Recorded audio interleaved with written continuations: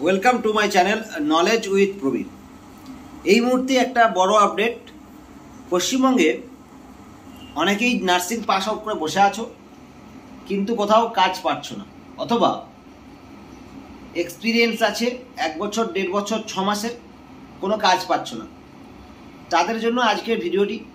খুব একটা ভ্যাকেন্সি নেই, তবুও আজকের ভিডিওটি অনেকেরই হেল্পফুল হবে। ওকে, তো প্রথমে বলে দিই যে একটা বড় হসপিটালে কয়েকটা পোস্ট খালি হয়েছে।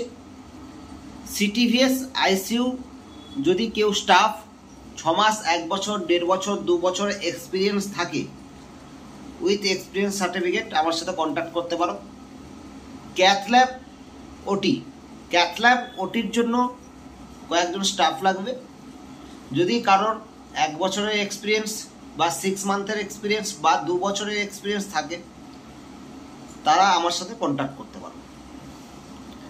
বেতন ভালো পাবে, হোস্টেল পাবে, এবং হসপিটাল খুব ভালো হসপিটাল। ডেসক্রিপশন বক্সে আমার নাম্বার দেওয়া থাকবে।